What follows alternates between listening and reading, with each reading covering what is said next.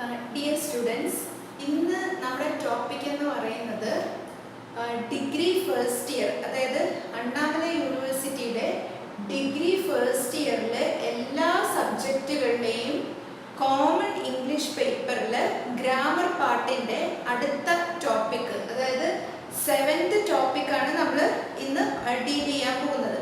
അപ്പോൾ ഞാനിവിടെ ഉപയോഗിക്കുന്ന ബുക്ക് എന്ന് പറയുന്നത് അണ്ണാമല യൂണിവേഴ്സിറ്റിയുടെ ഈ ഒരു ഇംഗ്ലീഷ് പേപ്പർ കംപ്ലീറ്റ് ആയിട്ടുള്ള ഈ ഒരു ബുക്കാണ് ഞാൻ ഉപയോഗിക്കുന്നത്. ഇതാണ് അണ്ണാമല യൂണിവേഴ്സിറ്റി ഡിസ്റ്റൻസ് എഡ്യൂക്കേഷന് വേണ്ടിയിട്ട് പ്രൊവൈഡ് ചെയ്തിരിക്കുന്ന book.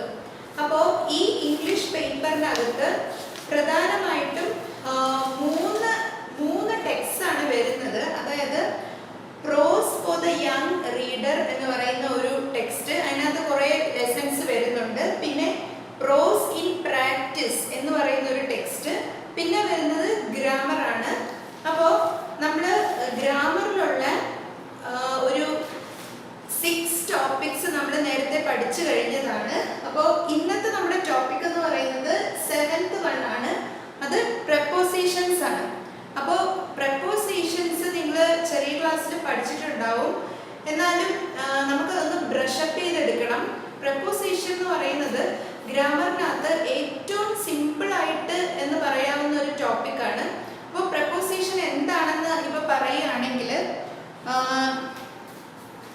The pen is on the book എന്ന് പറയുമ്പോൾ ഈ പെന്നിൻ്റെ പൊസിഷൻ കാണിക്കാനായിട്ട് ഞാനിവിടെ ഉപയോഗിച്ച വേർഡ് എന്ന് പറയുന്നത് ഏതാണ്?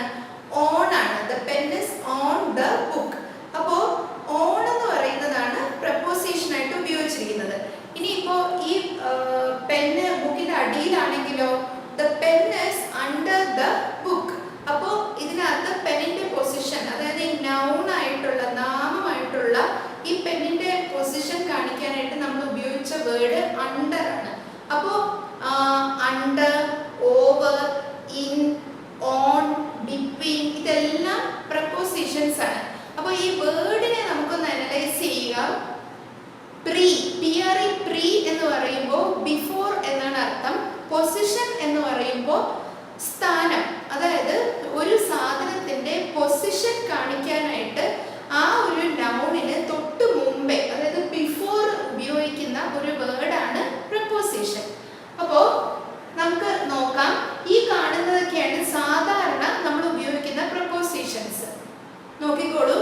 In, on, under, between, across, beneath, over, against, to, by, from ഇതെല്ലാം പ്രപ്പോസിഷൻസ് ആണ്. എന്നാൽ ഇംഗ്ലീഷിൽ ഏതാണ്ട് 150 പ്രപ്പോസിഷൻസോളം ഉണ്ട്. There are about 150 prepositions in English. അപ്പോൾ നമുക്ക്, പക്ഷേ നിങ്ങൾ ഈ ലെസണിൽ കോൺസെൻട്രേറ്റ് ചെയ്യാൻ പോകുന്നത് 2 വേർഡ്സ് ചേർത്ത് വരുന്ന പ്രപ്പോസിഷൻസ് ആണ് നമ്മൾ ഈ ലെസണിൽ നമ്മൾ കോൺസെൻട്രേറ്റ് ചെയ്യാൻ പോകുന്നത്. അതായത് we concentrate on complex prepositions, അതായത് സിമ്പിൾ ആയിട്ടുള്ളതല്ല, ഇച്ചിരി കോംപ്ലെക്സ് ആയിട്ടുള്ള കോംപ്ലെക്സ് പ്രപ്പോസിഷൻസ് ആണ് നമ്മൾ ഇപ്പോൾ കോൺസെൻട്രേറ്റ് ചെയ്യുന്നത്. അല്ലെങ്കിൽ phrase prepositions. We concentrate on complex prepositions or phrase prepositions.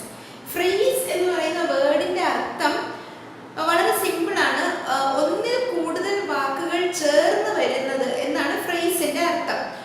On the table, under the table, in the sky, in the evening ഇതെല്ലാം ഫ്രേസുകളാണ്. അപ്പോൾ നമുക്ക് ഓരോ പ്രപ്പോസിഷൻസ് ആയിട്ട് നമുക്ക് ജസ്റ്റ് കവറപ്പ് ചെയ്ത് പോകാം. അപ്പോൾ നമ്മൾ ആദ്യം തന്നെ ചെറിയ ചെറിയ പ്രപ്പോസിഷൻസ് വെച്ച് നമ്മൾ തുടങ്ങാൻ പോവുകയാണ്. 175. അപ്പോൾ നമ്മളിപ്പോൾ സ്റ്റാർട്ട് ചെയ്യാൻ പോകുന്നത് ചെറിയ സിമ്പിൾ ആയിട്ടുള്ള പ്രപ്പോസിഷൻസ് വെച്ചിട്ടാണ് നമ്മൾ സ്റ്റാർട്ട് ചെയ്യാൻ പോകുന്നത്. അപ്പോൾ നമുക്ക് തുടങ്ങാം. ആദ്യം തന്നെ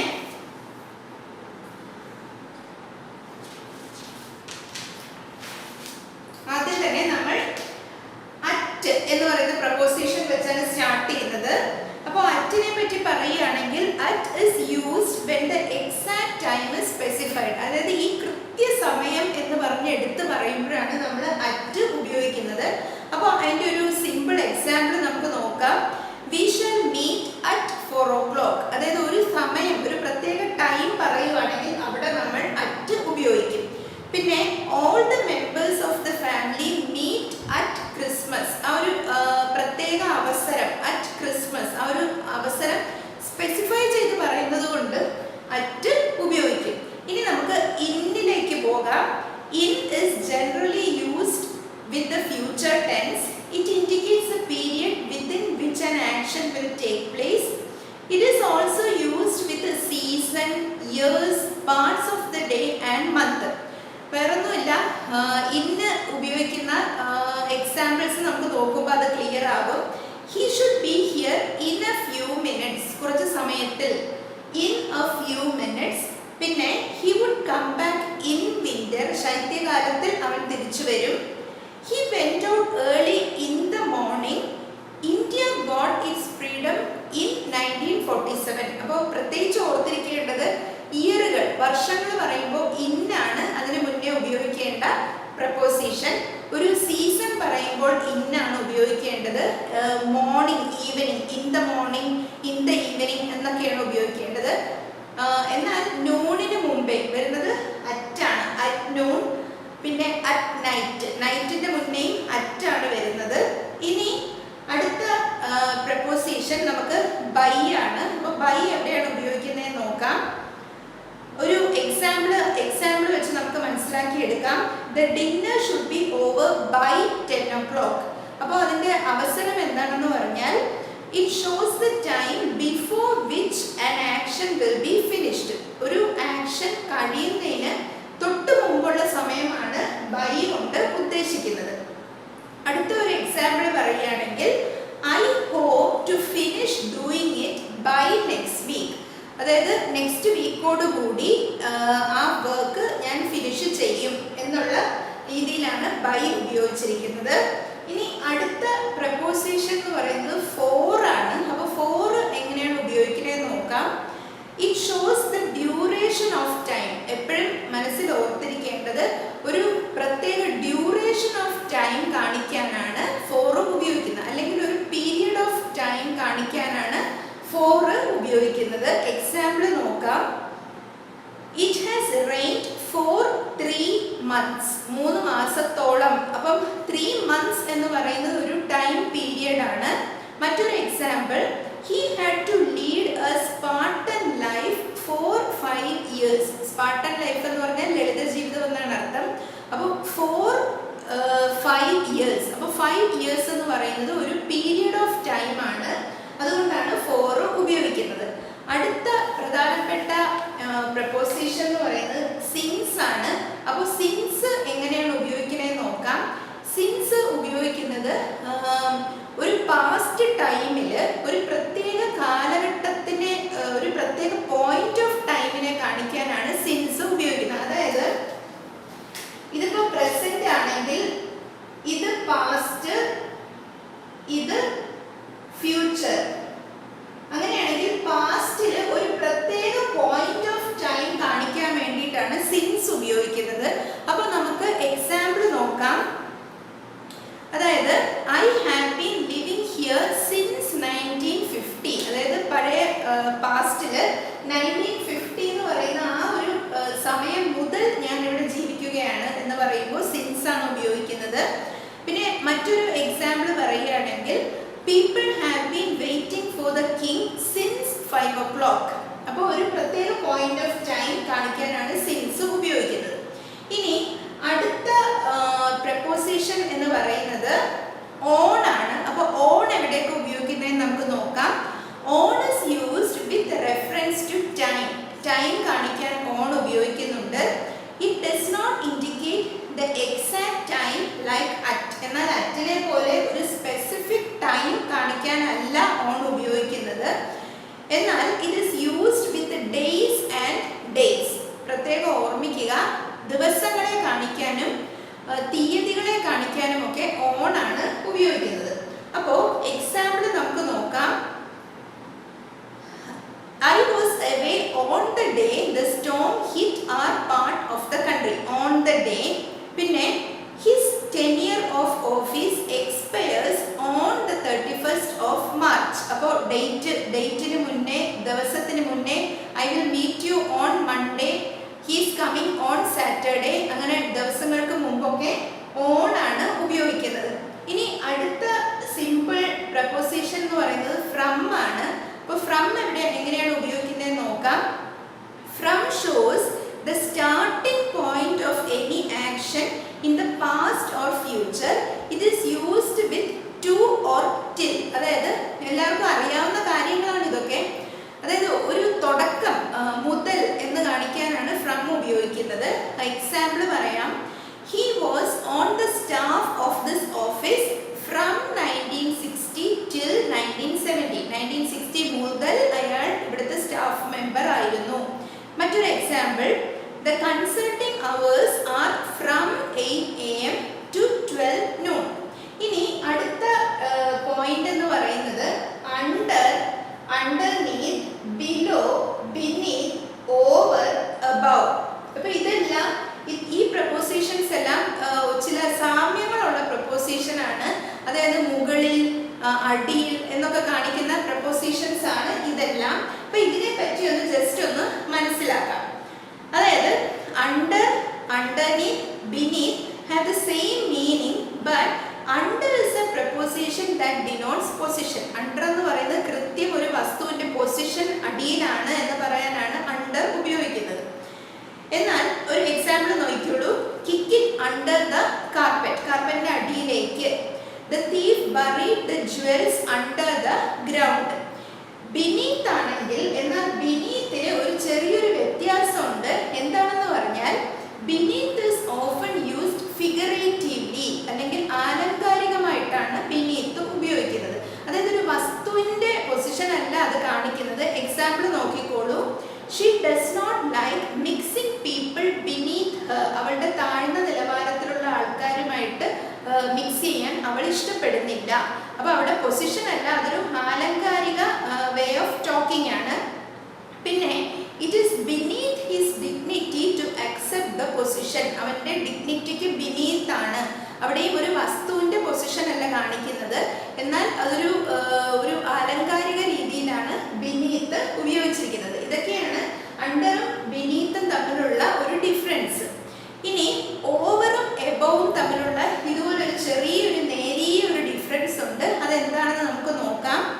above means only higher than. Above എന്ന് പറഞ്ഞാൽ higher than എന്നാണ് അർത്ഥം. Example, one could see the mountain towering above him. മുന്നോട്ട് പോകുമ്പോൾ മൗണ്ടൻ ഇങ്ങനെ മുകളിലേക്ക് പൊങ്ങി വരുന്നതായിട്ട് നമുക്ക് അനുഭവപ്പെടും. അതിനെ പറ്റിയിട്ടാണ് പറഞ്ഞിരിക്കുന്നത്. എന്നാൽ ഓവർ എന്ന് പറയുമ്പോൾ അതിന്റെ അർത്ഥം ഇറ്റ് മീൻസ് വെർട്ടിക്കലി എബവ്, നേരെ മുകളിൽ എന്നാണ് ഓവറിന്റെ ഒരു അർത്ഥം. എക്സാമ്പിൾ നോക്കിക്കോളൂ.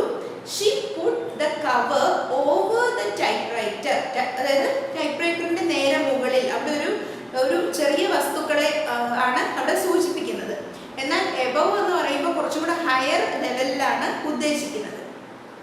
ഇനി അടുത്ത വേർഡ് എന്ന് പറയുന്നത് ബിലോ ആണ്. ബിലോ എന്ന് പറയുന്നത് ലോവർ ദാൻ എന്നാണ് അർത്ഥം. Under means vertically below. Under എന്ന് പറയുന്നത് നേരെ താഴെ എന്നും, ബിലോ എന്ന് പറഞ്ഞാൽ ജസ്റ്റ് താഴെ എന്നും ആണ് അർത്ഥം. Example, they could see the sea below them. അവർ പാറക്കെട്ടിന്റെ മുകളിൽ നിന്നപ്പോൾ they could see the sea below them. അവരുടെ താഴെ അവർക്ക് സീ കാണാമായിരുന്നു. I have a nasty cut under the chin. എനിക്ക് താടിയുടെ നേരെ അടിയിൽ ഒരു ഭംഗിയില്ലാത്ത ഒരു മുറിവ് ഉണ്ട്. അപ്പം അങ്ങനെ നേരിയ ഒരു ഡിഫറൻസ് ഉണ്ട്. പിന്നെ under, beneath, over and above can be used figuratively. അതായത് ഈ വാക്കുകളൊക്കെ തന്നെ under, beneath, over and above ഇതൊക്കെ തന്നെ ഫിഗറേറ്റീവ് ആയിട്ടും ഉപയോഗിക്കുന്നതാണ്. എക്സാമ്പിൾ പറയാം. he is beneath my notice, he is above suspicion, you have no authority over me. അവിടെ ഒന്നും വസ്തുക്കളുടെ അല്ല, എന്നാൽ ആലങ്കാരികമായിട്ടാണ് ഈ വാക്കുകൾ, ഈ പ്രപ്പോസിഷൻസ് ഉപയോഗിച്ചിരിക്കുന്നത്. ഇനി അതുപോലെ തന്നെ നമുക്ക് ബിറ്റ്വീനും എമങ്ങും തമ്മിലുള്ള ഡിഫറൻസ് നോക്കാം. വേറൊന്നുമല്ല, ബിറ്റ്വീൻ എന്ന് പറയുമ്പോൾ രണ്ട് കാര്യങ്ങൾക്ക് ഇടയിലെന്നും among എന്ന് പറയുമ്പോൾ പല, ധാരാളം, രണ്ടിൽ കൂടുതൽ കാര്യങ്ങൾക്ക് ഇടയിൽ എന്നുമാണ് അതിൻ്റെ ഒരു അർത്ഥം. അപ്പോൾ എക്സാമ്പിൾ നോക്കിക്കോളൂ. There is nothing to choose between two. അടുത്തത് any two of a large number, അതായത് രണ്ട് കാര്യങ്ങൾക്ക് ഇടയിൽ എന്ന് ഉദ്ദേശിക്കാനാണ് between ഉപയോഗിക്കുന്നത്. He walked between the two rows of plants. രണ്ട് വരി ചെടികളുടെ നടുവിലൂടെ നടന്നു. അപ്പോൾ ഇടയിൽ, നടുവിലൂടെ എന്നുള്ള രണ്ട് കാര്യങ്ങൾക്ക് നടുവിലൂടെ എന്ന് പറയുമ്പോഴാണ് between ഉപയോഗിക്കുന്നത്. എന്നാൽ among എങ്ങനെയാണ് ഉപയോഗിച്ചിരിക്കുന്നത് നോക്കിക്കോളൂ. Among is used when more than two people or things are referred to. He divided 5 sweets among children. കുട്ടികൾക്ക് ഇടയിൽ, അവിടെ രണ്ട് എന്നില്ല, രണ്ടിൽ കൂടുതൽ എന്നാണ് അവിടുത്തെ ഉദ്ദേശം.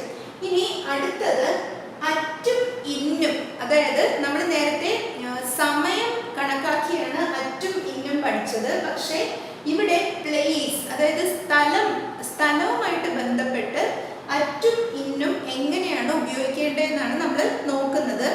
അതായത് at is used to denote an exact point, ഒരു പ്രത്യേക സ്ഥലം എന്ന് കാണിക്കാനാണ് അറ്റ് ഉപയോഗിക്കുന്നത്. Example, there is a ruined castle at the top of the hill. I met him at the station. അതായത് ഒരു പ്രത്യേക സ്ഥലം സ്പെസിഫൈ ചെയ്ത് പറയുമ്പോഴാണ് അറ്റ് നമ്മൾ ഉപയോഗിക്കുന്നത്. ഇനി ഇൻ ആണെങ്കിലോ, in suggests the idea of within a larger area, അതായത് ഒരു വലിയൊരു സ്ഥലത്തിന്റെ ഉള്ളിൽ എന്ന് കാണിക്കാനാണ് in ഉപയോഗിക്കുന്നത്. And is hence used with larger towns, valleys and countries. Simple ആയിട്ട് നമുക്ക് ഇങ്ങനെ പറയാം, ചെറിയ സ്ഥലത്തിന് മുന്നേ അറ്റെന്നും വലിയ സ്ഥലത്തിന് മുന്നേ ഇന്നെന്നും ഉപയോഗിക്കാം. He lives in Delhi. എന്നാൽ my house is at Edappally. അങ്ങനെ, അതായത് ചെറിയ സ്ഥലങ്ങൾക്ക് മുമ്പ് അറ്റും വലിയ സ്ഥലങ്ങൾക്ക് മുമ്പ് ഇന്നുമാണ് പൊതുവെ ഉപയോഗിക്കുന്നത്. ഇനി അടുത്തത് ഡിറക്ഷൻ, അതായത് എങ്ങോട്ടാണ് മൂവ്മെന്റ് എന്ന് കാണിക്കാനായിട്ട് ഉപയോഗിക്കുന്ന പ്രപ്പോസിഷൻസ് ആണ് for, against, at, towards, from, ഇവയൊക്കെ. അപ്പോൾ ഇതിന്റെ ഒരു ജനറൽ യൂസ് എങ്ങനെയെന്ന് നമുക്ക് നോക്കാം. For is used after the verb and it denotes the beginning of a travel. Example നോക്കിക്കോളൂ. He left for Madras. മദ്രാസിലേക്ക് പോയി എന്ന് പറയുമ്പോൾ അതിന് ഉപയോഗിക്കുന്ന സെന്റൻസ് എങ്ങനെയാണ്? He left for Madras. He shall leave for the country tomorrow. അപ്പോൾ ഒരു സ്ഥലത്തിലേക്ക് പോയി എന്നുള്ളതിന് നമ്മൾ ഉപയോഗിക്കുന്ന പ്രപ്പോസിഷൻ for ആണ്. അടുത്തത് against എങ്ങനെയാണ് ഉപയോഗിക്കുന്നത് നോക്കാം. Against means pressure or contact, അതായത് ഒരു പ്രഷർ അപ്ലൈ ചെയ്യുന്നു എന്നുള്ള രീതിക്കാണ് against ഉപയോഗിക്കുന്നത്. എക്സാമ്പിൾ നോക്കിക്കോളൂ. The pole is leaning against the wall. pole അതായത് ഒരു നീണ്ട കമ്പ് വോളിലേക്ക് ലീൻ ചെയ്യുന്നു അല്ലെങ്കിൽ ചരിഞ്ഞിരിക്കുന്നു. ഇനി മറ്റൊരു example, I shall fight against this step to the end. ഞാൻ ഈ ഒരു സ്റ്റെപ്പിനെതിരെ ഞാൻ അവസാനം വരെയും പൊരുതും. ഇനി അറ്റ് എന്ന് പറയുന്ന പ്രപ്പോസിഷൻ ചില പ്രത്യേക വേർബ്സിന് മുന്നേ നിർബന്ധമായിട്ട് ഉപയോഗിക്കേണ്ടതാണ്. അത് ഏതൊക്കെയെന്ന് നോക്കാം. Aim at, laugh at, look at, point at, stare at, throw at. ഇനി അടുത്തത് towards എന്ന് പറയുന്ന പ്രപ്പോസിഷൻ ഉപയോഗിക്കുന്നത് towards suggests the direction to the destination, അതായത് നമ്മൾ എത്തിച്ചേരേണ്ട സ്ഥലത്തേക്ക് എന്ന് കാണിക്കാനാണ് towards ഉപയോഗിക്കുന്നത്. എക്സാമ്പിൾ നോക്കിക്കോളൂ. He is rushing towards his ruin. അവന്റെ നാശത്തിലേക്കാണ് അവന്റെ പോക്ക്. Let us invite them all to dinner. അടുത്തത് from ഉപയോഗിക്കുന്നത് suggests the point of departure, അല്ലെങ്കിൽ നമ്മുടെ യാത്ര തുടങ്ങുന്ന പോയിന്റിൽ നിന്നും എന്ന് ഉദ്ദേശിക്കുന്നതാണ് ഈ ഒരു പ്രപ്പോസിഷൻ from. എക്സാമ്പിൾ നോക്കിക്കോളൂ. He has been eliminated from the tournament. ഇനി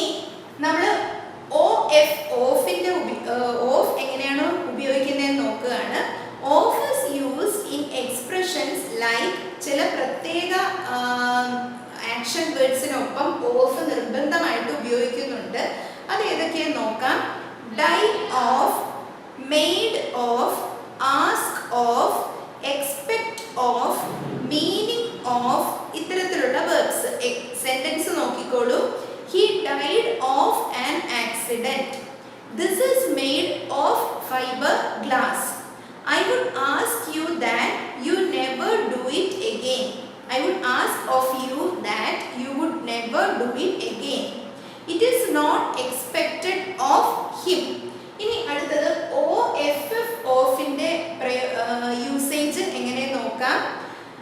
ഓഫ് ഹാസ് ടു മീനിങ്സ്. ഈ OFF ഓഫ് രണ്ട് രീതിയിലാണ് ഉപയോഗിക്കുന്നത്. അതായത് from the surface, from the surface ഒരു പ്രതലത്തിൽ നിന്നും എന്നുള്ള മീനിങ്ങിൽ, പിന്നെ ഡൗൺ ഫ്രം അല്ലെങ്കിൽ താഴേക്ക് എന്നുള്ള മീനിങ്ങിലും ഓഫ് ഉപയോഗിക്കുന്നു. എക്സാമ്പിൾ നോക്കിക്കോളൂ. Take your hands off the table. അടുത്തത് he fell off his bicycle. അവൻ ബൈസൈക്കിളിൽ നിന്നും താഴേക്ക് വീണു എന്നാണ് ഉദ്ദേശിക്കുന്നത്. അടുത്തത് ഔട്ട് ഓഫ് ആണ്.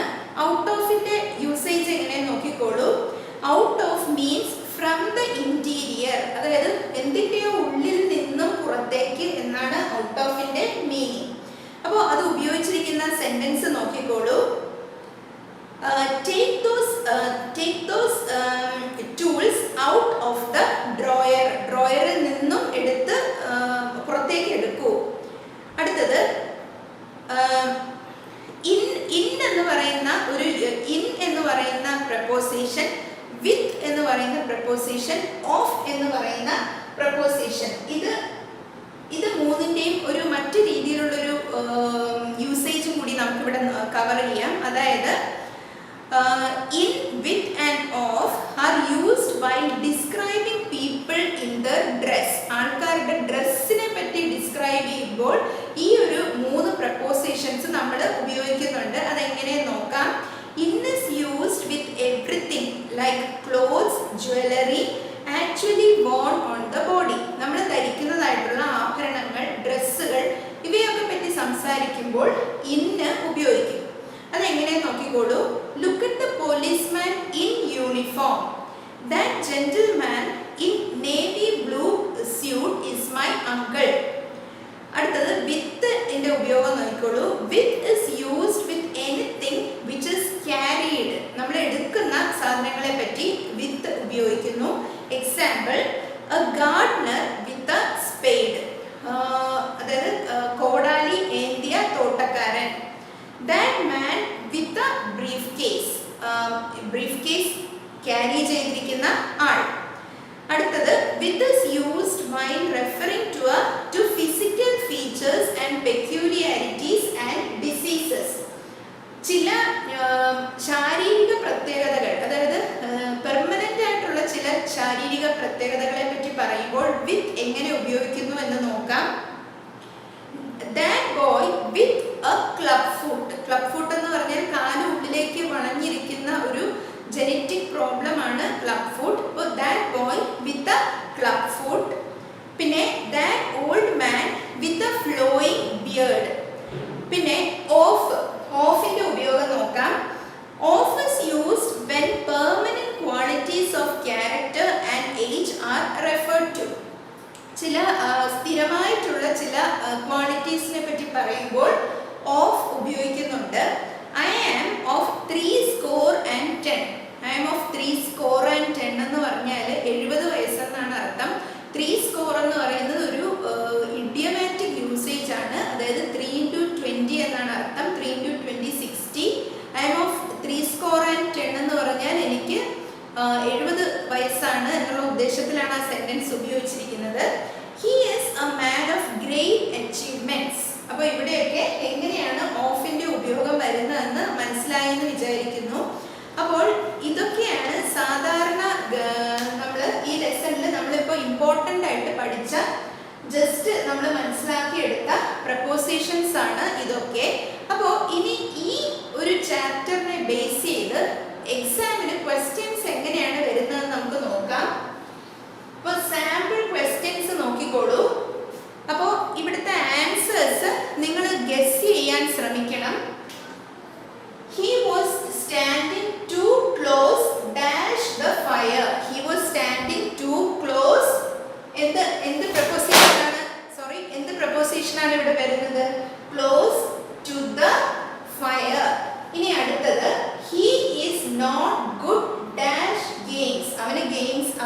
അവൻ ഗെയിംസിന് അത്ര പോരാ എന്ന് പറയുമ്പോൾ വരുന്ന പ്രപ്പോസിഷൻ ഏതാണ്?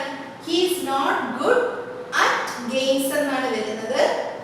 She is ahead dash are times. എന്ത് വരും? She is ahead dash our times. She is ahead of our times. അടുത്തത് she was found fit dash the work. ഏത് പ്രപ്പോസിഷൻ വരും ഇവിടെ? She was found fit for the work. അടുത്തത് നോക്കിക്കോളൂ. He is busy dash his accounts. He is busy at his accounts. അടുത്തത് he is proficient dash English. He is proficient in English. അടുത്തത് ഷീ ഈസ് keen dash winning the first prize. She is keen at winning the first prize. അടുത്തത് you should acquaint yourself dash the current affairs. You should acquaint yourself dash the current affairs with the current affairs. It resulted dash chaos. It resulted dash chaos. Answer എന്ത് വരും? It resulted in chaos. അടുത്തത് it is far dash being true. It is far dash being true. It is far from being true. അപ്പോൾ ഇങ്ങനെയാണ് answer വരുന്നത്. അപ്പോൾ ഒരു bonus tip പറഞ്ഞു തരാം. പ്രപ്പോസിഷൻസ് കൃത്യമായിട്ട് നമുക്ക് എക്സാമിന് എഴുതുമ്പോൾ അത് ഈസി ആയിട്ട് നമുക്ക് കിട്ടണമെങ്കിൽ ഏറ്റവും ഈസിയും ഇൻട്രസ്റ്റിങ്ങുമായിട്ട് നമുക്ക് ചെയ്യാൻ പറ്റുന്നത് ഇംഗ്ലീഷ് ബുക്കുകൾ വായിക്കുക എന്നുള്ളതാണ്. ഇംഗ്ലീഷിലുള്ള നോവൽസ്, സ്റ്റോറീസ്, ഫാക്റ്റുകൾ അടങ്ങുന്ന ബുക്കുകൾ ഇതൊക്കെ വായിക്കുന്ന ഒരു ശീലമുള്ളവർക്ക് ഈ റൂൾസ് ഒന്നും അറിയില്ലെങ്കിൽ